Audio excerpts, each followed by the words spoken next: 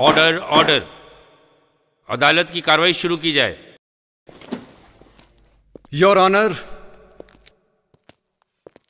आज इस अदालत में जिस केस की सुनवाई होने जा रही है वो केस अपने आप में बहुत ही अनोखा और अद्भुत है। मैंने अपने पूरे एडवोकेसी के करियर में योर ऑनर कभी ना मैंने ऐसा कोई केस देखा और ना ही सुना। यह केस है 6 साल की बच्ची का अपने पिता से किया गया एक सवाल योर ऑनर। वो बच्ची इस भरी अदालत में अपने पिता से उस सवाल का जवाब सुनना चाहती है। इस भरी अदालत में वो अपने पिता से पूछना चाहती है योर ऑनर, क्या बेटी होना अपराध है? लड़की होना क्या उसके हाथ में था? लड़की होने से क्या वो किसी विधा में कम पड़ जाती है योर ऑनर? योर ऑनर, जब एक बच्चा जन्म लेता है तो सारे रिश्तों से अनजान होता है। वो सिर्फ 2 ही रिश्तों को जानता, समझता और महसूस करता है, और वो रिश्ता है माता और पिता का योर ऑनर। वो इन्हीं 2 रिश्तों के सहारे इस दुनिया में जिंदा रहने की हिम्मत कर पाता है। मां की ममता उसे मुश्किलों से बचाती है, तो पिता का साथ उसे परेशानियों से लड़ने की ताकत देता है।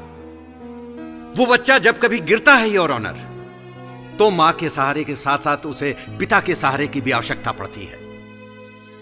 लेकिन जब वही सहारा, वही रिश्ता योर ऑनर सिर्फ इसलिए अपनी जिम्मेदारियों से पीछे हट जाता है क्योंकि आने वाला बेटा नहीं बेटी है। एक तरफ तो योर ऑनर हम दुर्गा, सरस्वती, लक्ष्मी की पूजा करते हैं, और दूसरी तरफ नवजात को गर्भ में ही मार देते हैं क्योंकि आने वाला बेटा नहीं बेटी है योर ऑनर। मुझे शर्म आती है ऐसी समझ, ऐसी छोटी सोच रखने वालों पर। वाह वाह वाह, क्या बात है योर ऑनर। लगता है जैसे किसी फिल्म का सीन चल रहा है। आपको तो फिल्मों में डायलॉग राइटर होना चाहिए था। कहां इस वकालत शकालत के चक्रों में पड़ गए हैं आप? आप बिल्कुल ठीक कह रही हैं। आप मुझे ज्वाइन क्यों नहीं कर लेती? आपको भी सिखा दूंगा। Order order. आप सभी अदालत की गरिमा बनाए रखें और यह भी ध्यान रखें कि यहाँ केवल केस के मुतालिक ही बहस होनी चाहिए। वही तो मैं भी कह रही हूँ योर ऑनर कि ये क्या फिल्मी डायलॉग बोले जा रहे हैं मेरे साथी दोस्त। सीधे सीधे मुद्दे की बात करें। ये सीधा साधा पति पत्नी के आपसी झगड़े का मुद्दा है जज साहब। बेटी एबॉर्शन जैसी मनगढ़ंत और काल्पनिक कहानियां सुनाकर मेरे साथी दोस्त कोर्ट को गुमराह करने की कोशिश कर रहे हैं। Objection milord. Objection sustained. Thank you your honour. जैसा कि मेरी ओपोनेंट पार्टनर ने कहा, मेरी सारी बातें डायलॉग हैं योर ऑनर, लेकिन ये डायलॉग किसी फिल्म के नहीं है योर ऑनर। ये एक जीती जागती, सांस लेती जिंदगी के हैं।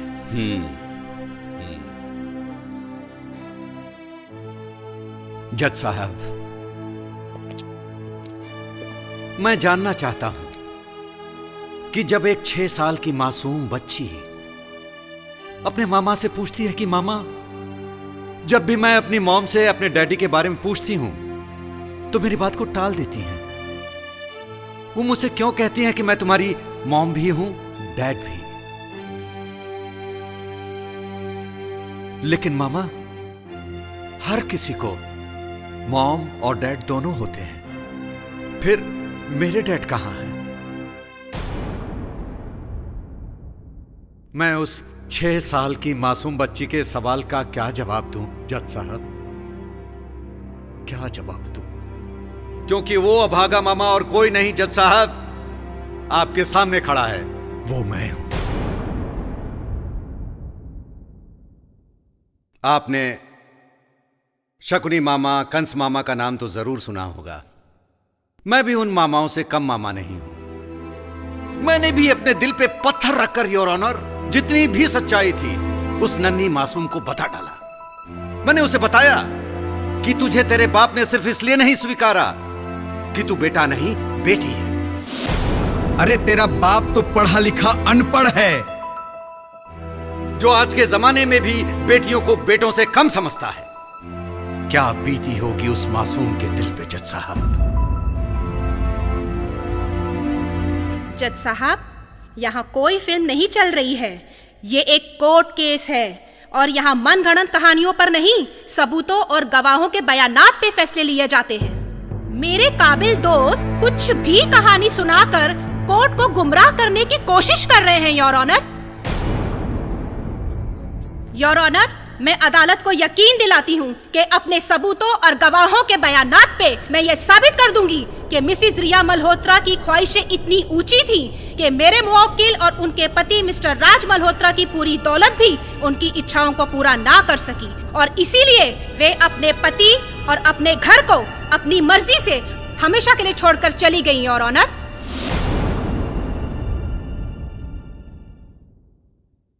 और इस बात की पुष्टि के लिए मैं मिसेस रिया मल्होत्रा को बुलाना चाहूंगी। Order order. मिसेस रिया राज मल्होत्रा, आप विटनेस बॉक्स में आइए।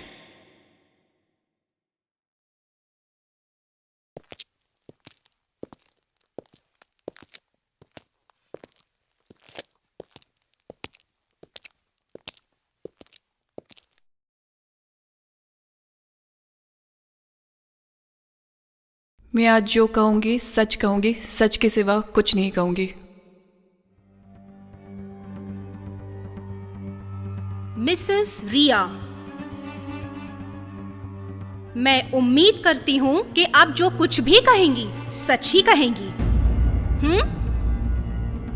तो मिसेस रिया, अदालत को ये बताइए कि क्या आपके पति ने आपको जबरन घर से निकल जाने पर मजबूर किया था?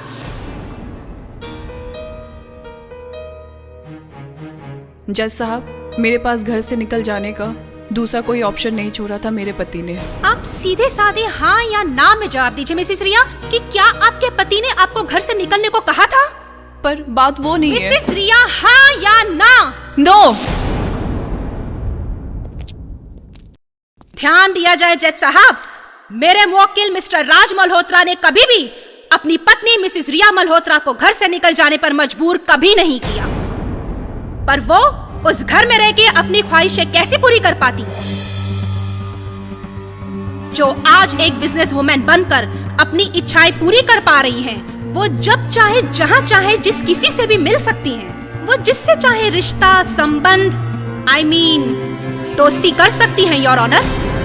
ना कोई रोकने वाला, ना ही कोई टोकने वाला।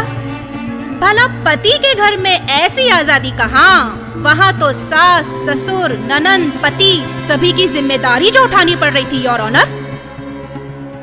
क्या कहना चाहती हैं आप? मैंने कभी भी अपनी जिम्मेदारियों से मुंह नहीं मोड़ा है जज साहब। अपने पति के परिवार को ही अपना परिवार समझा और सेवा की। और कैसी और किस आजादी की बात कर रही हैं आप? आप भली भांति जानती हैं मिसेस रिया कि मैं किस आजादी की बात कर रही हूँ। सीधे साधे शब्दों में कहे तो हम तो इसे एक्स्ट्रा मैरिटल अफेयर कहते हैं, और हम तो इसे चरित्रहीन ऑब्जेक्शन मिलॉर्ड। मुझे लगता है कि हमारी काबिल महिला दोस्त फिल्मों से काफी मुतासिर है। रिया के बारे में जैसी भी तस्वीर ये पेश कर रही हैं, रिया बिल्कुल वैसी नहीं है। वो एक शरीफ और खानदानी औरत है।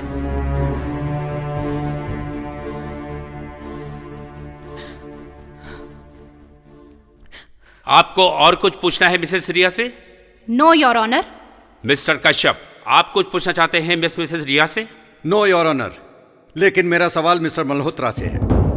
मैं उन्हें कटघरे में बुलाने के लिए आपकी परमिशन चाहता हूं। Please grant me the permission. Mister Raj Malhotra, आप विटनेस बॉक्स में आइए।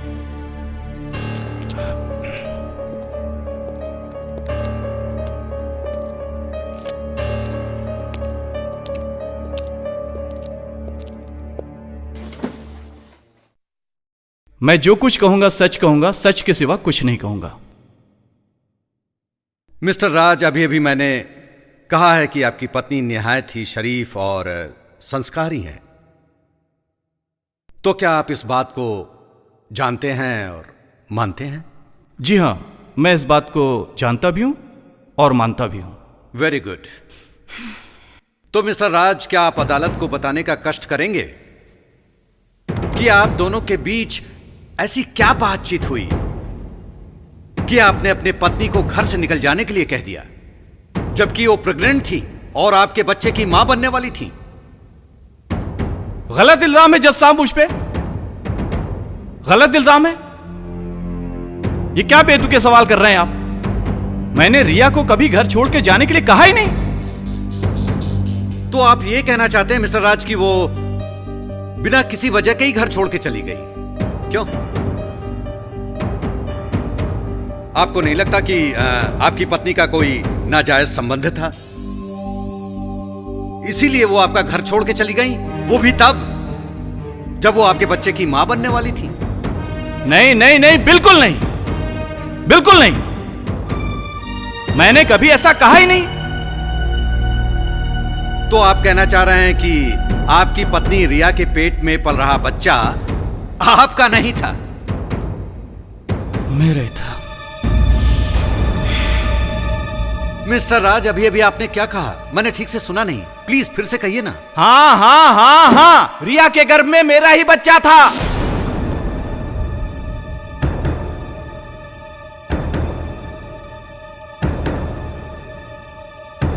योर ऑनर, बड़ी अदालत में मिस्टर राज मल्होत्रा ये कबूल कर चुके हैं कि इनकी वाइफ के पेट में जो बच्चा था वो इन्हीं का था। जब बच्चा आपका और आपकी पत्नी रिया का था, तो फिर आप दोनों के बीच ऐसी क्या बात हुई मिस्टर राज कि आपकी पत्नी को घर छोड़ के जाना पड़ा? आप बताएंगे?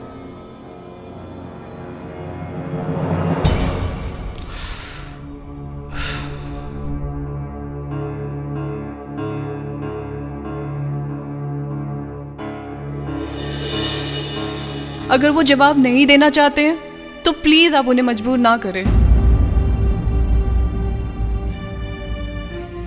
आप बेवजह मेरे क्लाइंट पर दबाव डाल रहे हैं।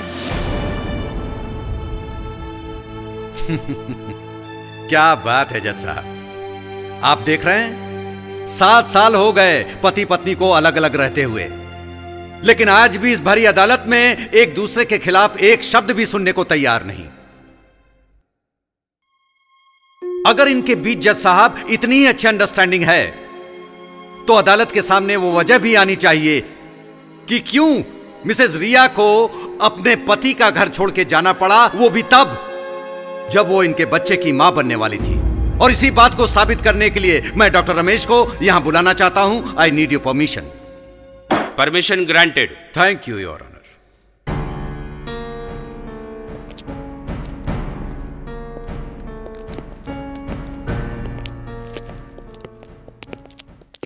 जज साहब, मैं जो कुछ भी कहूंगा सिर्फ सच कहूंगा, सच के सिवा कुछ नहीं कहूंगा।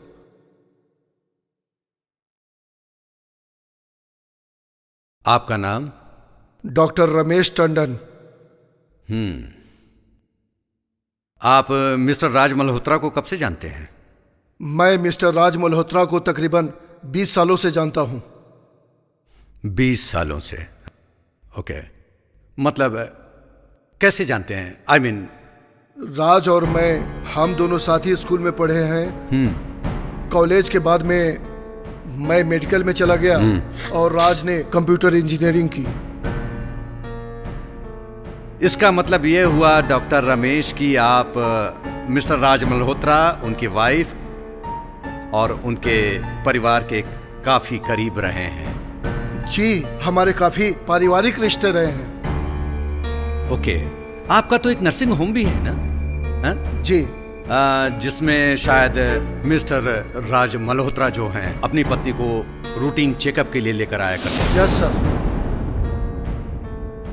ओके डॉक्टर रमेश, सोनोग्राफी की रिपोर्ट देखने के बाद आपने मिस्टर मल्होत्रा को बताया कि उनके वाइफ के पेट में लड़का नहीं लड़की है। जज साहब, जैसा कि मैंने बताया कि राज मेरा बहुत ही करीबी दोस्त रहा है। जब रिया भाभी मां बनने वाली थी तब दोनों बहुत खुश थे। मैंने प्रेगनेंसी टेस्ट के बाद बताया था कि रिया भाभी माँ बनने वाली है। राज रूटीन चेकअप के वक्त नर्सिंग होम में मेरे रिया भाभी को लेकर आता था।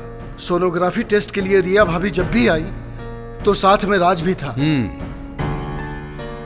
तो फिर सोनोग्राफी रिपोर्ट के बारे में आपने मिस्टर मल्होत्रा और उनकी पत्नी को क्या बताया? जैसा कि मैंने कहा ना कि सोनोग्राफी टेस्ट के समय राज भी मौजूद था। फिर आगे क्या हुआ? मुझे अच्छी तरह याद है, सोनोग्राफी देखते हुए राज ने मुझसे पूछा था कि लगता है कि लड़की है। फिर आपने क्या कहा? मैंने कहा कि क्या फर्क पड़ता है लड़का है कि लड़की है, जो भी आएगा तेरी तकदीर बन के आएगा। उस वक्त मैं इस बात से अनजान था कि राज के दिमाग में क्या चल रहा है। मुझे तो ऐसा लगा कि वो बहुत खुश था। जब मुझे पता चला कि रिया भाभी घर छोड़ के चली गई हैं, वो भी सिर्फ इसलिए कि राज को लगा कि लड़की होने वाली है, तो मुझे बहुत बुरा लगा और शर्म भी आई अपने दोस्त राज पर और उसकी गंदी सोच पर। जज साहब, कहीं न कहीं अनजाने में इस अलगाव के लिए मैं भी जिम्मेदार हूं।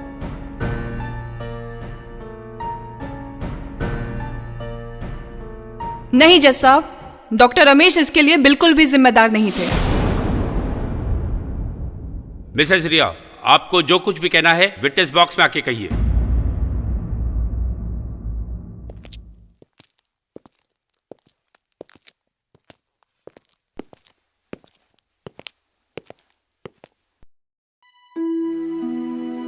रिया जी, अदालत को यह बताइए कि इस घटना का जिम्मेदार फिर कौन है?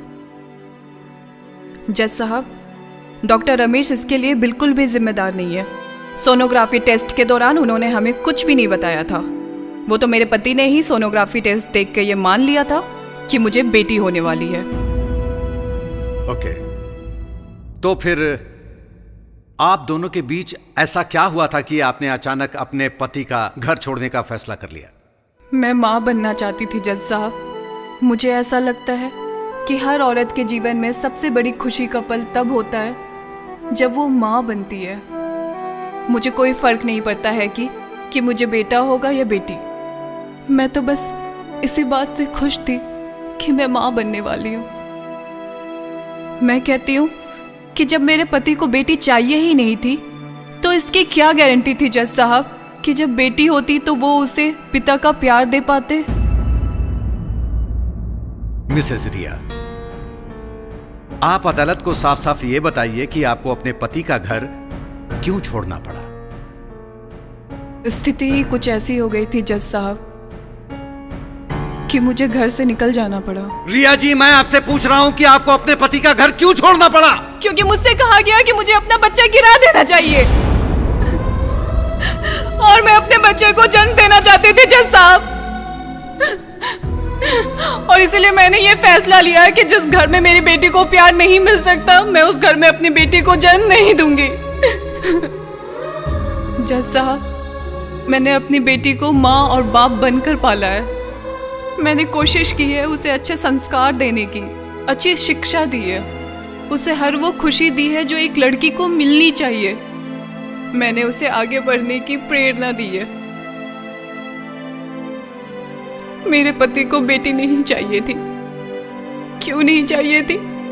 उसके कई कारण हो सकते हैं, पर मैं तो सिर्फ इतना जानती थी कि मुझे अपने कोख से अपने बच्चे को जन्म देना है, चाहे वो बेटा हो या बेटी। एक माँ होने के नाते जज साहब, मैंने अपनी बेटी निष्ठा को हर खुशी दी है, लेकिन इन सब के बावजूद भी ये भी सच है कि मेरी बेटी ने अपने डैडी को हर वक्त मिस किया है। वो फादर्स डे पर अपने डैडी के लिए कार्ड बनाना, हर वक्त अपने फैमिली के बारे में पूछना, ड्राइंग में अपने पापा के फोटोज बनाना, मुझसे बार बार अपने पापा के बारे में पूछना जज साहब, ये सब बताता ही तो है कि मेरी बेटी अपने डैडी को बहुत मिस करती है।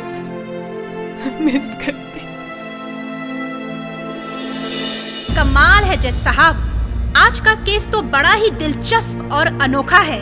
पर इस पूरे प्रकरण में जिस मासूम बच्ची का जिक्र बार बार किया जा रहा है वो बच्ची तो यहाँ है ही नहीं जज साहब। मैं अदालत से दरखास्त करूंगी कि उस मासूम बच्ची को जिसने अपने पिता को इस अदालत में घसीटा है उसे इस अदालत में लाने की अनुमति दे। नहीं जज साहब, नहीं, मेरी बेटी को इस कोर्ट में मत बुलाइए जज साहब, प्लीज।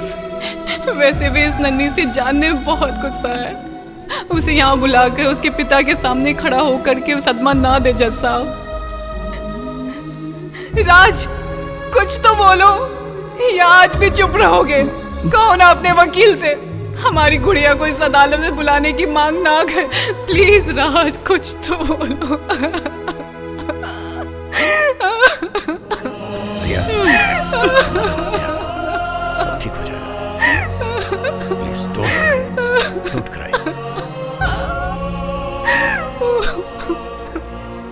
बहुत खूब जज साहब, आज तो वाकई यहाँ पे मेलोड्रामा ही चल रहा है और मेरे साथी वकील मिस्टर कश्यप भी इस किस्से का हिस्सा बने हुए हैं जज साहब। एक तरफ मेरे काबिल दोस्त मिस्टर कश्यप का ये कहना है कि एक मासूम बच्ची इस भरी अदालत में अपने पिता से सवाल पूछना चाहती है और दूसरी तरफ उसी मासूम बच्ची की माँ है जो अपनी बेटी को इस अदालत में लाने से इनकार कर रही है।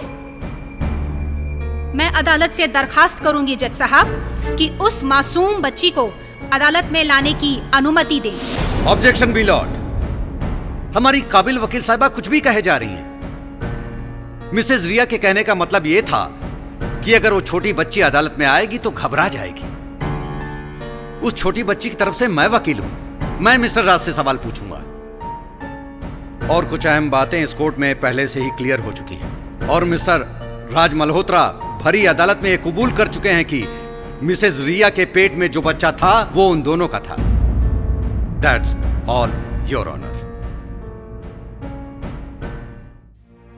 अदालत की कार्रवाई कल तक के लिए मुलतवी की जाती है और दोनों पक्षों को आदेश देती है कि इस केस से जुड़े सभी सदस्यों की उपस्थिति कल अनिवार्य है। मिसेस रिया, कल आप अपनी बेटी निष्ठा को अदालत में लेकर जरूर आएं, यही अदालत का आदेश है। The court is adjourned.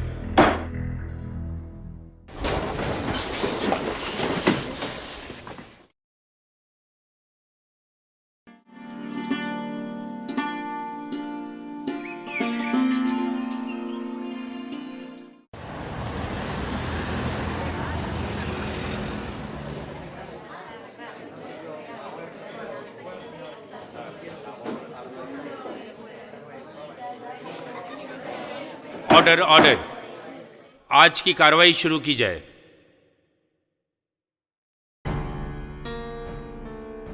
जज साहब, इस केस की सबसे अहम कड़ी मिसिस रिया की उस बेटी को मैं अदालत में बुलाना चाहूंगी। इजाजत है। Thank you your honour. बचाव पक्ष की वकील इस बात का ध्यान रखें कि मिसेस रिया की बेटी निष्ठा महज 6 साल की मासूम बच्ची है, इसके साथ सहजता से पेश आए। यस योर ऑनर, मैं ख्याल रखूंगी।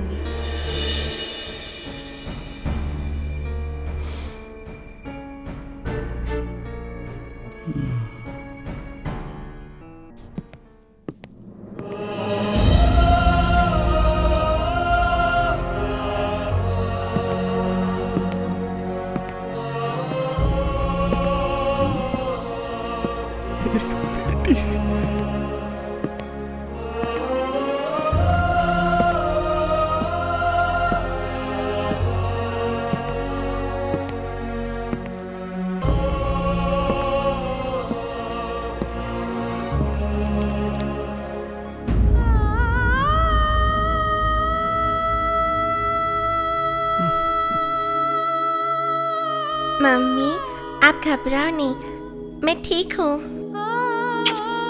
मैं जानती हूँ मेरा बच्चा, आप सुपर गर्ल हो, है ना? जाओ।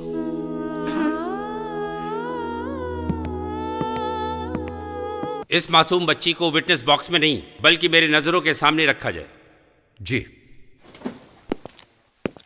बेटा, यहाँ खड़े जाओ। ये देखो सामने जज साहब बैठे हो ना, ठीक है, बिल्कुल घबराना नहीं। गुड मॉर्निंग जज uncle. Good morning everyone. Promise, जो कहूँगी सच कहूँगी।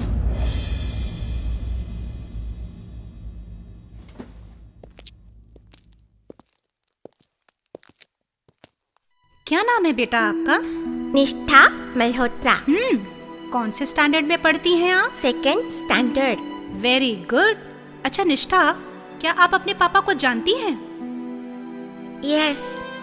तो बताइए क्या नाम है आपके पापा का? राज मल्होत्रा।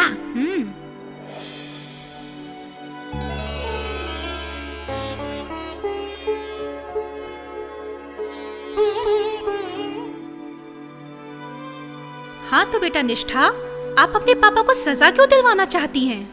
क्या कहा आपने? मैं अपने पापा अपनी डैडी को सजा दिलाना चाहती हूँ? नहीं आंटी, ऐसा बिल्कुल नहीं है। सजा तो मुझे मिली है, वो भी बिना मेरा कसूर बताए। मैं तो अपने डैडी से ये पूछना चाहती हूँ कि मुझे किस बात की सजा मिली है। क्या बेटी होना गलत बात है आंटी? क्या गॉड अंकल ने मुझसे पूछा था कि आपको बेटी होना है या बेटा? क्या बेटी होने की वजह से मैं किसी भी फील्ड में कम हूँ क्या? ये देखिए जज अंकल, मेरे सर्टिफिकेट्स नर्सरी से लेके फर्स्ट स्टैंडर्ड तक मैं सब में फर्स्ट आई हूँ।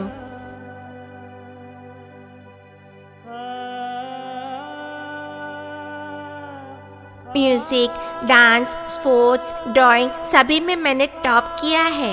मेरे पास सारे सर्टिफिकेट्स हैं। मेरी माँ मुझे कराटे भी सिखाती है। मैं तो लड़कों को हर मामले में हरा सकती हूँ।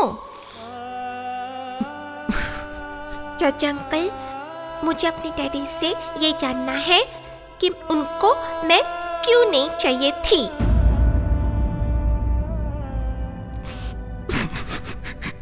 मुझे इसका जवाब मेरी डैडी से चाहिए।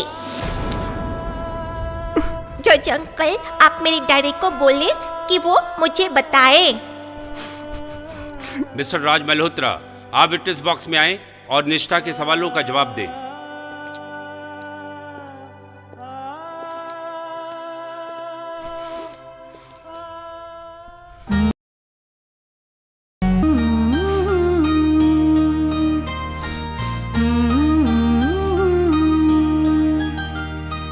बेटी हूँ मैं, कोई श्राप नहीं, क्या मैं तेरी पहचान नहीं।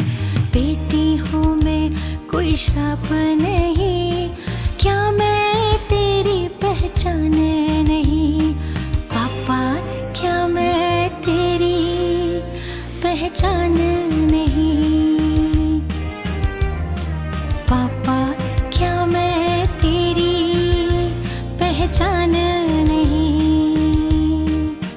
हो तेरे लहू का कतरा हूँ मैं, तेरे लहू का कतरा हूँ मैं।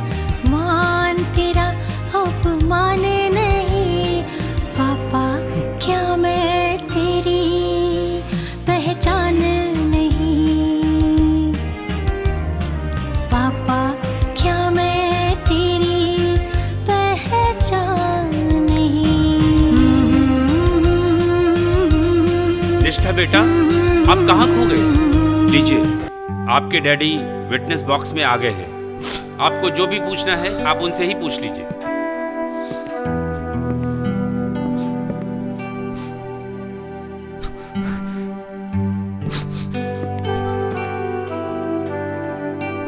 डैडी, मैंने आपको हर पल बहुत मिस किया। क्या आपको मेरी याद कभी नहीं आई डैडी? डैडी, आपने मुझे अपने से दूर क्यों किया डैडी? क्यों?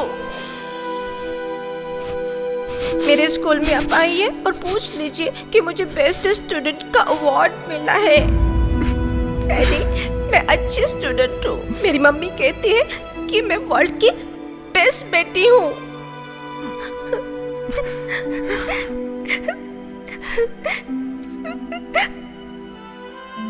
फिर आपने मुझे क्यों छोड़ दिया डैडी? क्यों?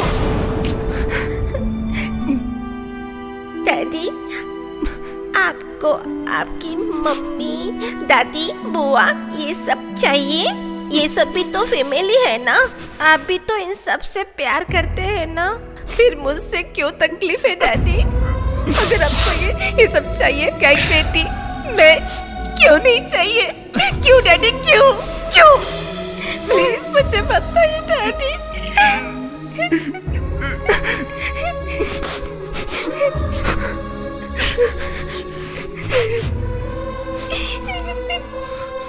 स्कूल के हर फंक्शन में मैंने आपको बहुत मिस किया डैडी। मुझे बहुत रोना आता था जब मैं अपने सारे फ्रेंड्स को अपने डैडी के साथ देखती थी। मुझे बहुत याद आते थे। मैं आपको क्यों नहीं चाहिए थी डैडी, क्यों?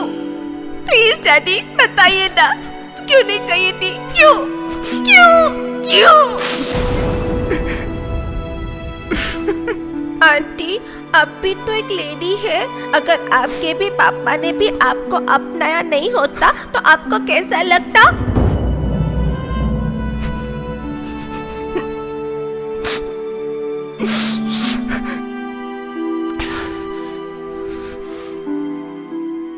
बस बस बस बस, अब और नहीं सहा जाता जैसा, नहीं सहा जाता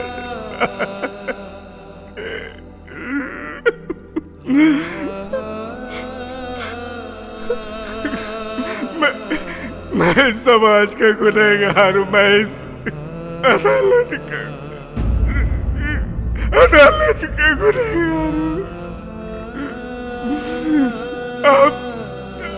आप जो भी सजा दोगे भुगतने के लिए तैयार हूँ।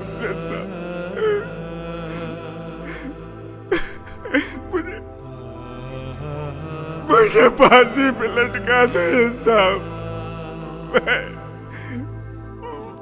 मैं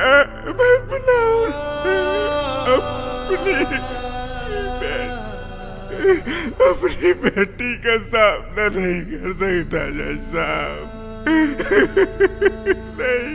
नहीं कर सकता जज साहब,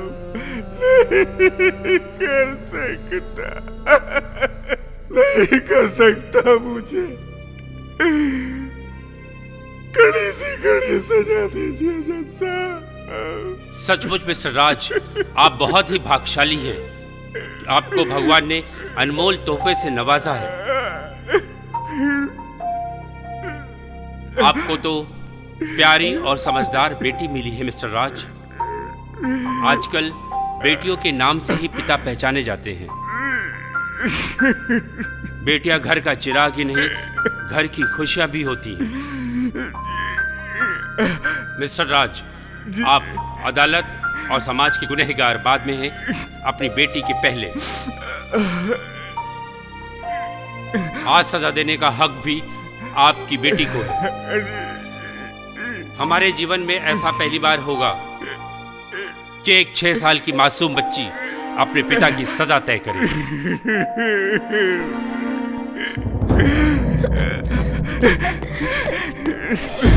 मुझे माफ कर दे मेरी बेटी, मुझे माफ कर दे। मैं गुनहगार हूँ बेटा, मुझे माफ कर दे। तेरे जीवन का मैं कसूरवार हूँ। मुझे माफ कर दे बेटा, मुझे माफ कर दे। मुझे माफ कर दे मेरी बेटी, मुझे माफ कर दे बच्ची। कड़ी से कड़ी सजा दे मुझे माफ कर दे। मुझे माफ कर दे मेरी बच्ची, मुझे माफ कर दे।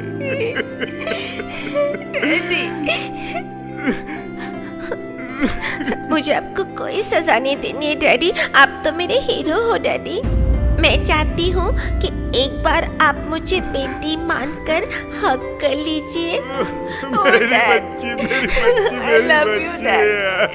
ओह डैड, तरसी हूँ मैं तेरी बाहों को, जब जब मुझे पापा ठोकर लगी।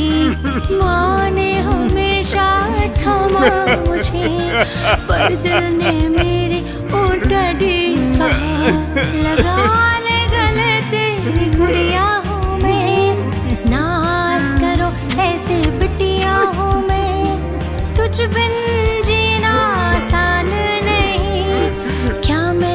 तेरी पहचान नहीं। पापा क्या मैं तेरी पहचान नहीं। पापा क्या मैं तेरी पहचान नहीं। नाम तेरा एक दिन रोशन करूंगी, जग में तेरी मैं शान बनूंगी। ना मानो मुझको कुल दीपक अगर तुम, आंखों की मैं तेरी ज्योति